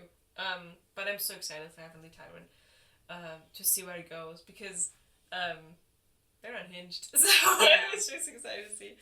But those are the book releases I'm happy about. All other books I'm I want to read are books I already own, or books that are not any new releases. To say that. That's cool. Yeah. Yeah, you were way more hip with like the new releases. I'm hip with the girls. Yeah, with the kids. I also there's like I know that like the last one from like Gideon the Ninth and stuff comes out, and I do want to read that series, but I'm not gonna start it until all of it is out. I also really want to read that one, but I'm not.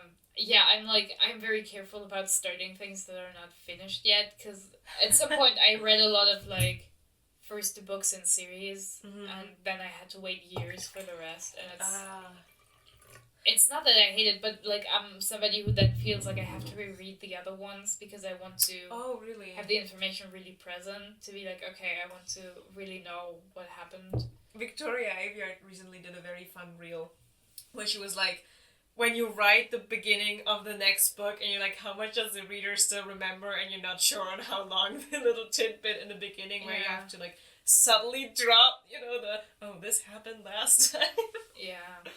How extensive do you make it? Because in some books it's like, I know, I read it. I read the first one. And sometimes it's like, Jesus Christ, I have no idea where we're starting again. Like, that's just...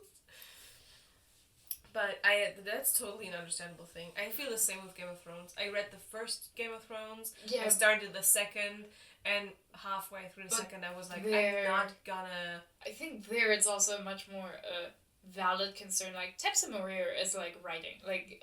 You get regular updates and when the next one's coming out. Like, it's not like George R.R. Martin who has given up on writing this book and is just like, dude, it'll come out. Don't worry about it. It'll come out. The thing is, Guy is constantly writing, but he's like not getting to a place where he's like, this is something I like. Then he probably every other day he writes another series he really likes that he can't publish, out. I get it. He's been writing Game of Thrones longer than I've been alive, I think. I don't know, but I think the first book was published in the 90s at some point. Like, I understand. I would also be tired. Yeah. But I also think he's wealthy enough to hire 10 ghostwriters who put their brains together and create something good where he can read over it and be like, I want this and this and this change. Like, he doesn't need to write it. He just needs to get it written.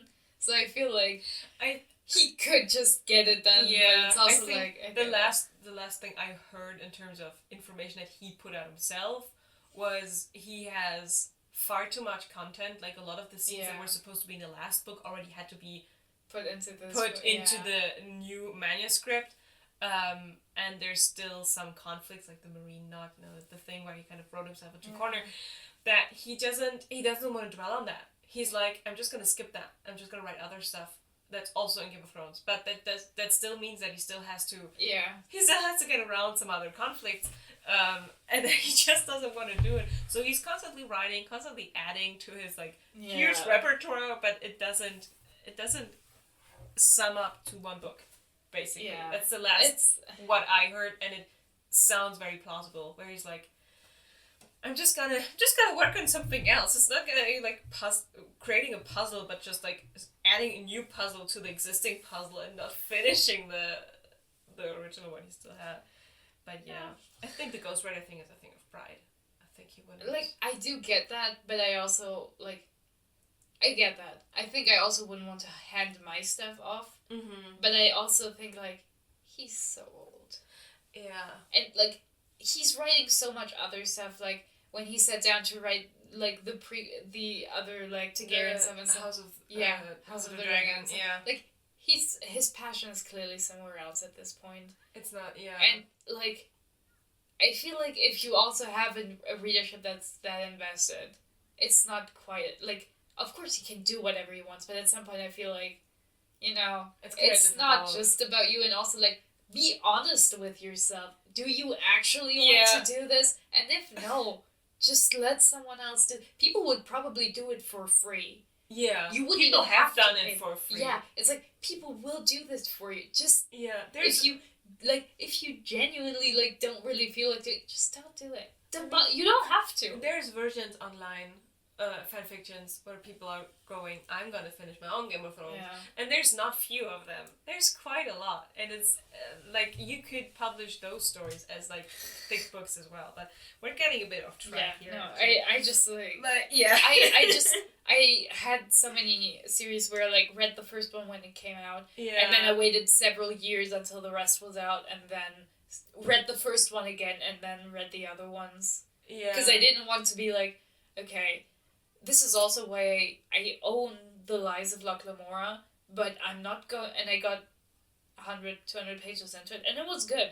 But I also know that, like, the author has stalled at, like, I think the 4th or the 5th book of the series. Oh, no. So, like, this sounds cool. I do want to read it, but also... But not unless the author moves on. If it doesn't, like, if there is something, like, a story is also worth it if there isn't an ending. Like, a lot of, like, I'm not saying, but there's so much other stuff that I could be reading that is actually finished while I wait anyway. I don't need to read this now, so I'll have to reread it later when that actually does come out.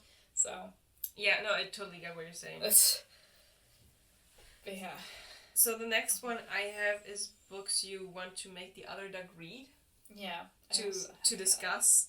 I mean, we've already talked about this, and I have a lot of thoughts on this book. So, Good Girls Don't Die by Christina. Yeah, I want to read it. It's not a huge surprise for you, probably, but it's a book I have a lot of thoughts about. I read it in one sitting because I just couldn't put it down. They're so engaged. Like, her writing really is like...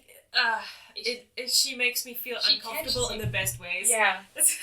I think she's very good at, like, writing horror, and so it's like, she's very good at that and draws you in, and I love that. It's also the specific kind of horror that female presenting people, women experience in their lives, and reading that as a cis woman, I'm like, it's like, it's a bit too close for comfort, but done in a way where it's like, okay. But Good Girls Don't Die. I have so many thoughts. I want you to read it so badly. I mean, I also want to read it badly, but when I saw it in the store, it was like really expensive for a paperback, and I was like, I'm not paying this much money for it. Yeah, because it's new. I bought it for probably a bit too expensive, but it was like shiny new thing. I want it. Fair. So what do you have that I should read? First off, again, I think you would enjoy The Mortal Engine, and I think there's stuff to talk about. I don't know if there's enough to talk about a singular book, we could read but the I whole think series. doing the whole series could be really interesting, because there is a lot happening in it that I do think is interesting. But what I also read this year, this was one of the ones where I read the first one before the last one was out, which is Nevernight by Jay Kristoff. Oh! And I really liked Nevernight. I also liked God's Grave. I don't know how to feel about Dark Dawn, which is the last book. But I feel like a lot of people are like not as happy with it. But interesting. I think the writing is really, really fun because it's like with footnotes. So you get a lot of world building stuff in footnotes, and the narrator is very opinionated as well. Ooh. You basically have like omniscient narrator, but it's very opinionated, and that's very fun. Yeah. And I think there's so much going on in this book, in the book, and like in the books also, in total, that could be fun to talk about. Yeah, wrote it down. More for your TBR. You know, my physical TBR is a bit embarrassing, but my not physical, like just a list. Yeah, but those lists are always really long. Yeah. My list is also super long. Every time I see posts or something about books that sound interesting, I add them to the list. I have so many books on this list. I mean, my whole I want to read it list on Goodreads, I think, is from TikToks that, like, pushed books. And I was like, alright, just gotta add it to my want to read. Yeah. So, bit cray. Okay. So what's the next one? I have books you read again this year, and that's the one I forgot. You forgot one. It's the one I forgot to write down, so I just pushed it in here. Do you want to start, or? You can start. The only book I reread this year, because I was like, did I reread Catching Fire this year? But I think I started rereading Catching Fire last year, and I kind of didn't do it, was The Folk of the Air series. Yeah. It was my second time I read those books. So it was a fun situation because at the same time I remembered so much and I had forgotten a huge amount of what even happened in these books. And I mean, we talk about it in the videos we did on them. Yeah. But I was constantly like, I didn't know this happened in this book. But I think they still held up. I still had a lot of fun. I appreciated the Maddock family relationships even more in the reread. So they definitely held up for me. Yeah, no, for me as well. Like, I mean, the books are, I think, interesting. Mm-hmm. I feel like there's so much to talk about because it feels like they don't quite live up to their potential, but they also realize so much of their potential that they still manage to be interesting. And I also think they kind of fall out of the mold of YA a bit in the way that, sure, it is also romance heavy, but it is a lot more about the characters than it is about them getting together and having sex. We spend so much time in Jude's brain that it's just the way she perceives everything happening to her. It's so interesting and so, like, at the same time it is very stereotypical YA main character, but other times it also isn't. Like the way she decides to act on those thoughts that she's having, that's still nice, that's still relevant, and it still feels fresh if you reread it. You're still like, that's something that is special and was special. And that still held up. So that was my reread I did this year, I think. I don't remember if I reread another book, because Lost Boy I didn't reread, because I just read it. I read it. So we didn't go over that. And I think the other ones, I don't think I reread anything. I also, again, I mentioned this, I reread Gespensterjäger, which is from Cornelia Funke. It's like a children's series about ghosts and ghost hunting, and it's super cute because you have the main character who's like a very young boy, and he teams up with like which I can only describe as like a middle-aged butch lady who hunts ghosts as a job, and then also he teams up with a ghost who lives in his cellar. That's so cute. Because he got he couldn't stay in his old home anymore because the scarier ghost was there now. No. It's a super cute. The trio is so cute. They're so fun together. So like I reread this, and obviously I'm not a child anymore. Yeah. But they're still so cute and fun. They're children's books by Cornelia Funke. I don't know what to tell you. They're good. If you don't know, Cornelia Funke is like a big German author. Yes, she's like the household name German children's book author. I feel like she's written so much. I feel like everyone has read like something from her at some point. It's just so ubiquitous. And she's so funny on social media too. Sometimes she just drops those bombs on Twitter. I was not aware of that.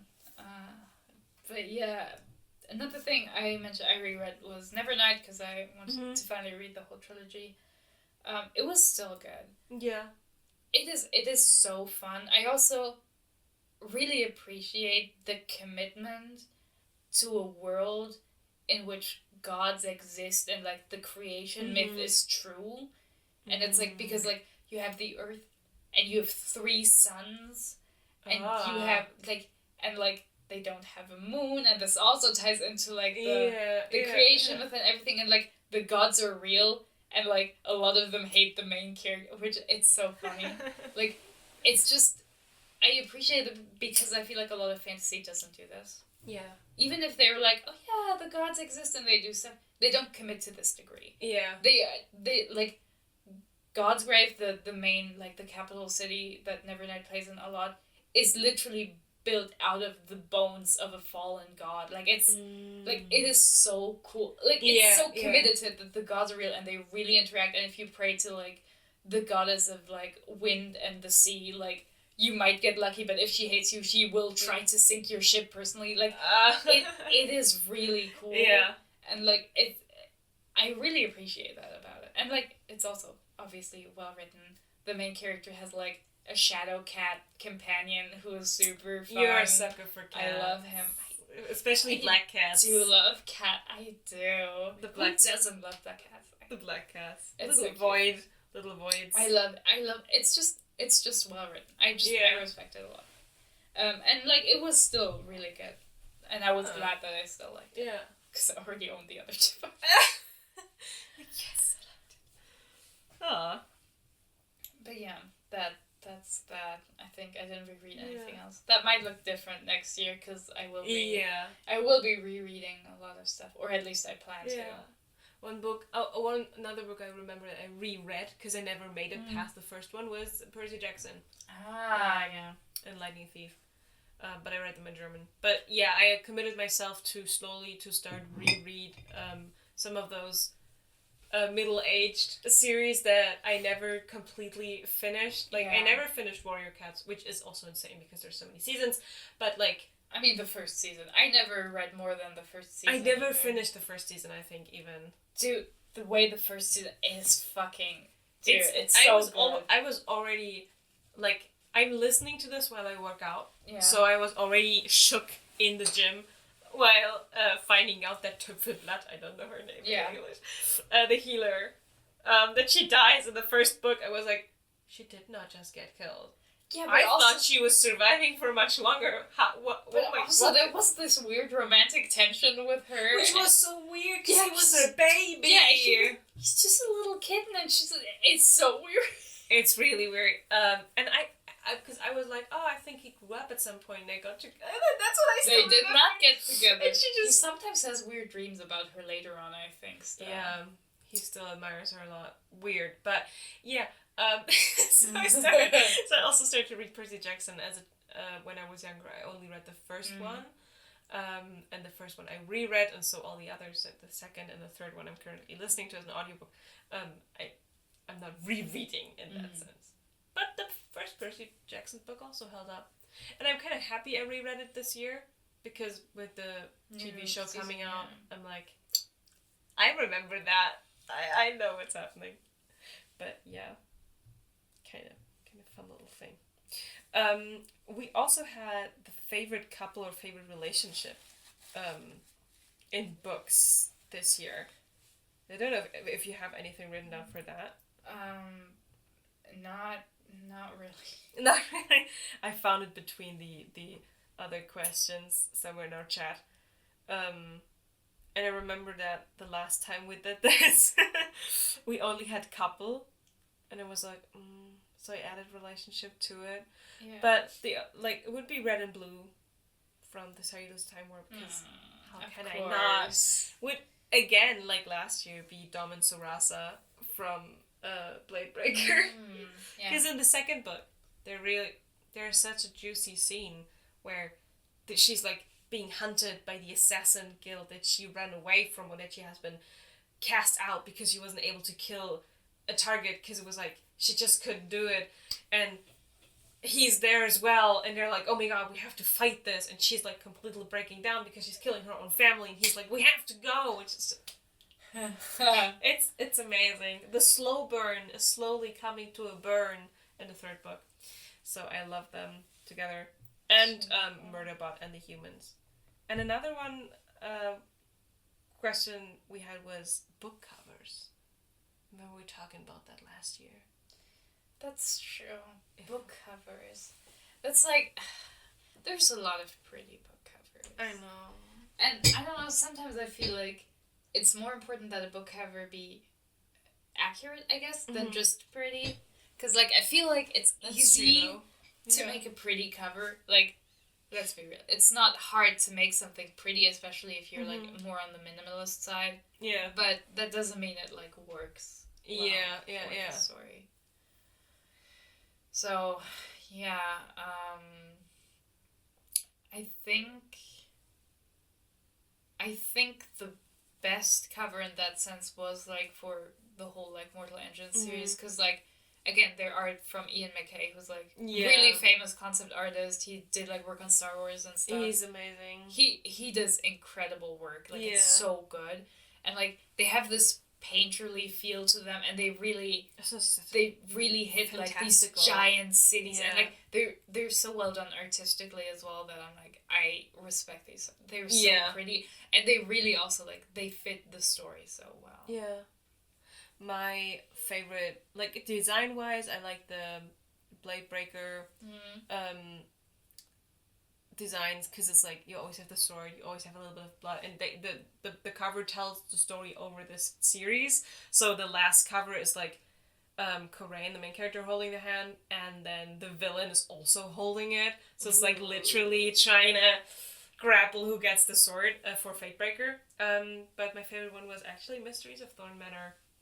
I am a bitch for Shelley Bowater, and that cover is just so. It's like coming back to these characters, looking at it and going, you're so fucking cute, I love you. That's my favorite. My least favorite actually was Nightbane. I don't know who decided to take that. The mini skull is so funny. It's so because weirdly the skull shaped. is also it's so disproportionate, and then it just looks so weird. It's just skull's so funny. Nightbane is not as good as Lightlark's cover was, like with the script and everything. Yeah. Nightbane. It's not that good. Bad business. They already knew it was gonna be shit. We don't even need. The artist was like, I'm sending a message. Don't hire me again. I don't want to work for you. The artist was like, I am warning the consumers. This is a cry for help. But yeah, overall, I was quite happy with this year in terms of reading. I would have liked a bit more of a bang book. Yeah. I mean, This How You Lose Time War already was enough bang for me. I'm a person who cries a lot of time when I just feel too many emotions in all directions. And This Is How You Lose Time War made me cry for like the last third of the whole book. Oh, I was sitting on my couch, I was bawling my eyes out. So it was definitely a good book. But I don't know, something that really made me go feral inside. Yeah. Maybe Baldur's Gate is also at fault, because Baldur's Gate made me go feral for other non-book related adventures. Yeah, so kind of got lost there. Yeah, I think I feel like I have done well mostly reading things that I don't think are bad. Mm-hmm. Like last year was much worse. Last year I had to DNF several books because they were too boring, too predictable. They were just too bad for me to bother with. So this didn't happen to me this year, which really helped, which I also think is part of the reason why I read more. Yeah.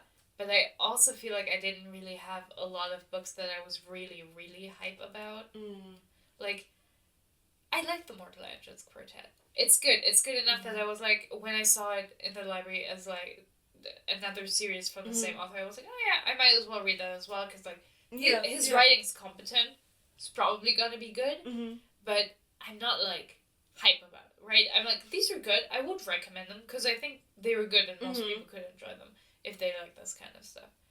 But they don't. They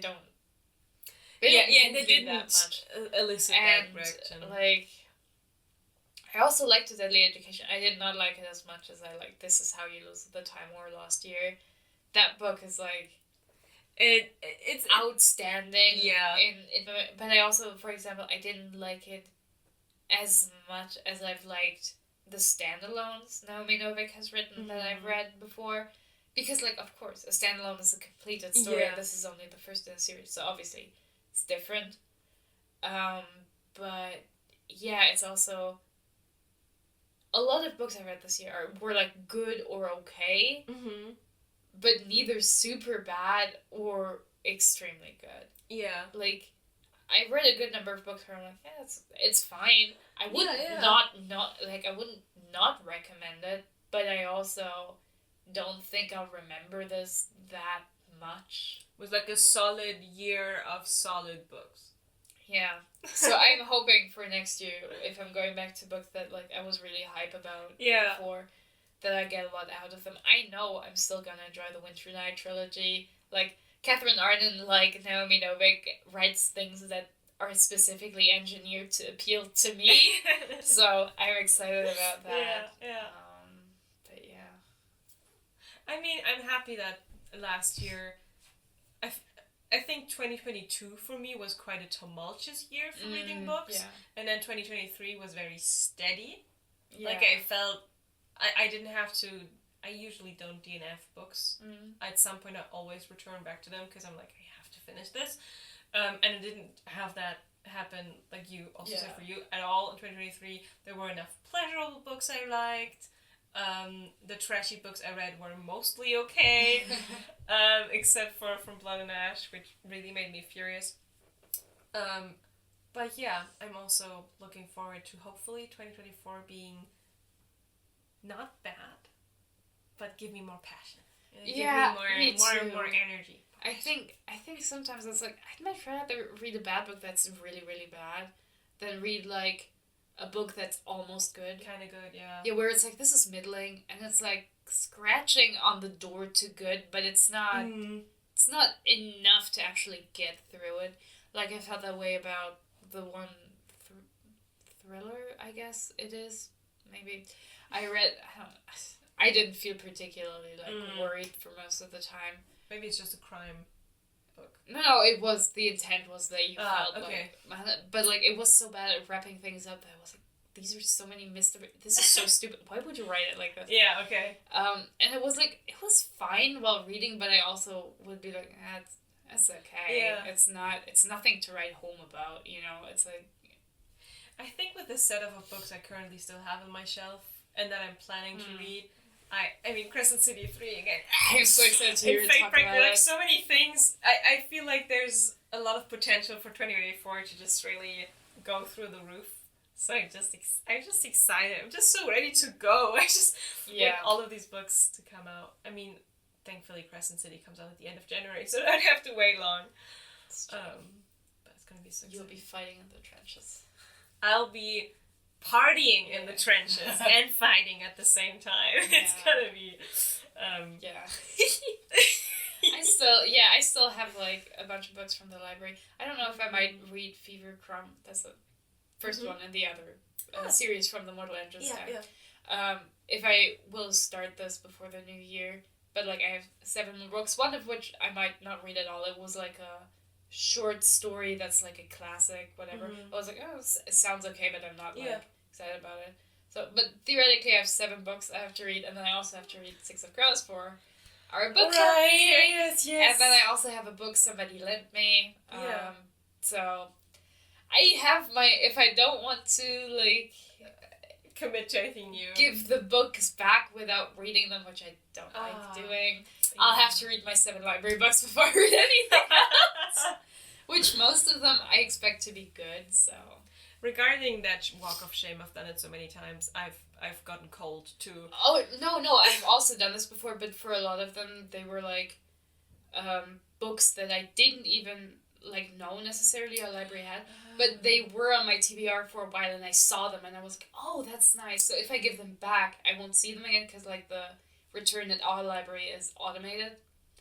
Oh. Where you just put it in and they cycle through. So I'd have to wait a day or more and then come back and find them on the shelf again, which I don't really want to do. Yeah. So I prefer to read them. Like, I'd probably find them again, but I was so excited to find them. Yeah. So I was it's like a little gem. Yeah. With that being said, also thank you so much to people who are listening to this. Yeah, I mean, if you're still around, like, that's... I honestly didn't expect for our video, especially the Nightbane one, to be comparatively as popular. So fun. Like, I'm so glad. Like, we had so much fun making it. And, like, because when we did post it, I was like, no one's talking about Nightbane. Nobody's gonna watch it was fun that. enough to make that it's worth it, but, like, I would like some attention. But, like, damn, it did really, really well. And also thank you to all the nice comments. I didn't expect everybody to be so nice. Yeah, everyone was so supportive. I'm so glad everyone likes your presentation as much as me, because that was like my favorite part of the whole thing. I was like, this PowerPoint presentation fucks.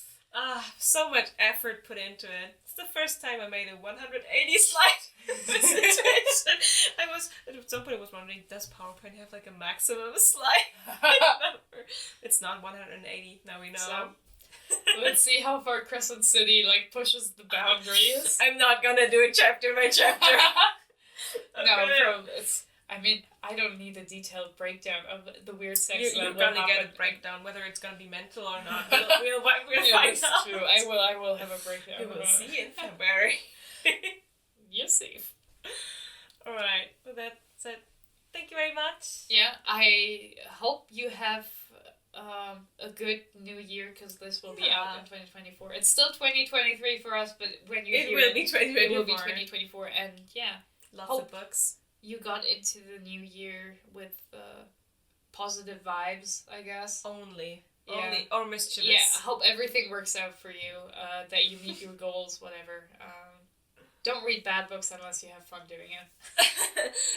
Don't read unless you have fun. Let's just word it like that. Just do things that are fun for you. Yeah. But yeah, that's it from us, so